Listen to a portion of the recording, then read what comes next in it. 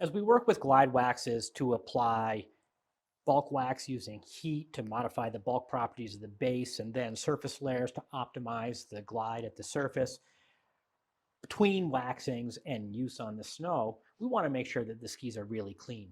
Traditionally, you might use a metal brush, maybe a steel brush or something, to remove any pollutants from the surface of the base, but it's really quite a good idea to use base cleaners.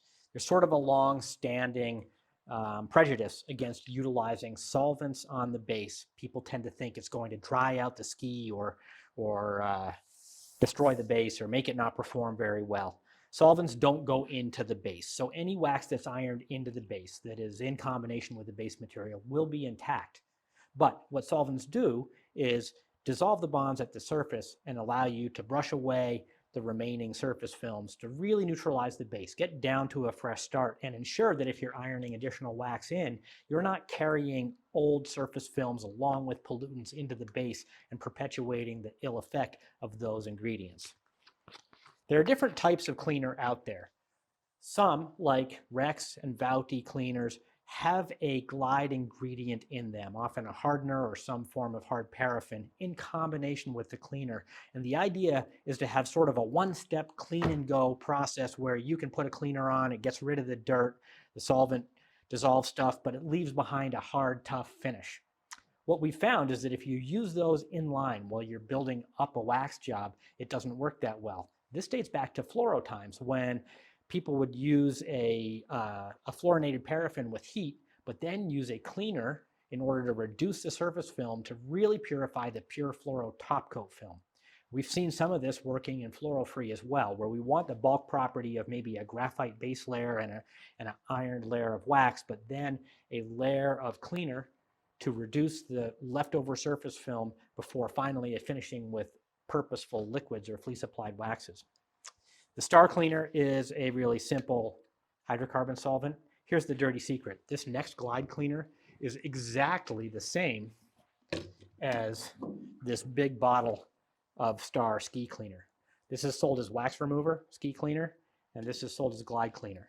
Why do you think that is? Well, harkening back to that prejudice against using wax remover on skis, people are quite convinced that if you use wax remover on the glide zones, the skis are going to be slow. It's the same stuff. It's just a hydrocarbon solvent. It's not very fast acting. It works for quite a long time. And you just want to moisten a rag, work it into the base. Allowing the cleaner a little bit of working time is important. It will take 20 minutes to dry probably, at which point there will be a little film of wax left behind.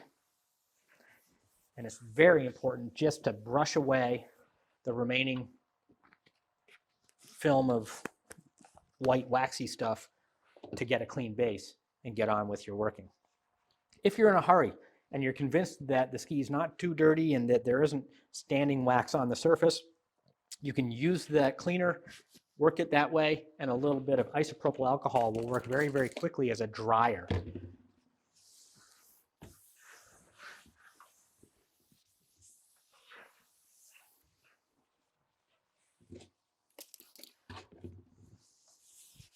That'll help dry the cleaner and have the base ready for your next layer of wax that much sooner.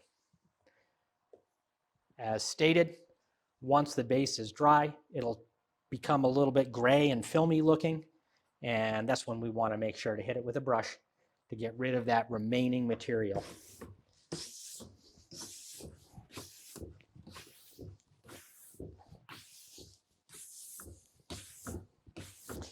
Leaving us with a quite clean base with no surface films left, ready for further waxing.